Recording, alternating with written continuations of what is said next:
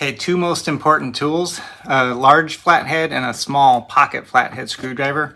We're going to use that to get underneath the bottom of this mirror and pop it loose. First, I'm going to use just the small flathead to get right up where I want it. I'm going to give it a twist. You heard pop right there. Now, with the gap being opened a little bit more, I can use my larger flathead to get it into that gap, give it a pop there and there. There's two clips on the bottom. I'll show you in a minute. Now that that's loose, I can just tilt this mirror up and shimmy it out of the tabs that was holding it in. These are the tabs that go into these slots here. And these are the clips that were clipped in down here. That's all that holds it in. Now I've got these two pieces of just little sheet metal, little bent sheet metal tabs. I'm going to use my screwdriver here to just pull those guides out of the plastic, because I want to save these.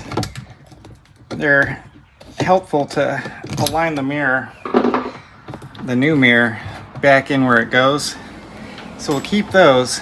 Now this has two connectors. It's got connectors here for the defrost. We're going to be using that again because I bought a mirror with a heating element.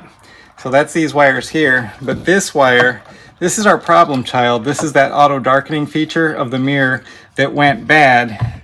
If you zoom in real close here, you see that black liquidy stuff? That's that liquid crystal that's escaped its home, and that's what's causing it to be black all the time. So we're not going to be using that. The new mirror does not have that feature. So let me pull this connector out of its little home.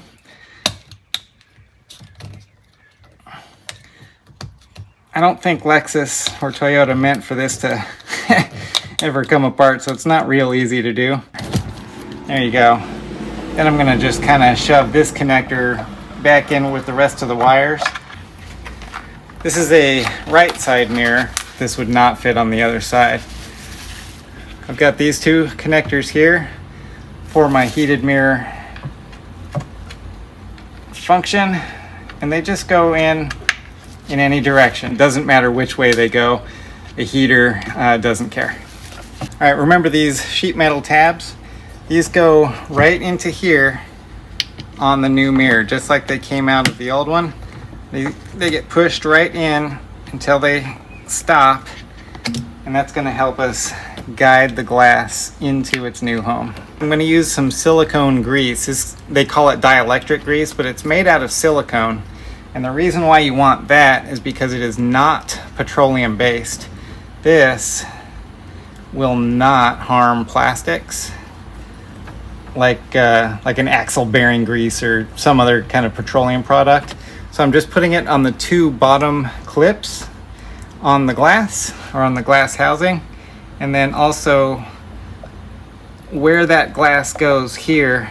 Now these top tabs here on the mirror go right into the tab or the slots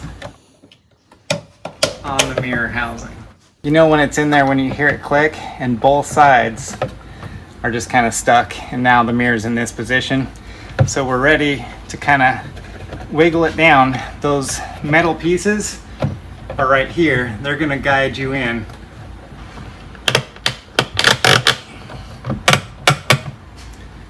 All right, looks like we're good here. You got to push a lot harder than you think you do, but don't hammer, don't punch it or anything like that. Just give it some wiggles and push it in. You'll get it.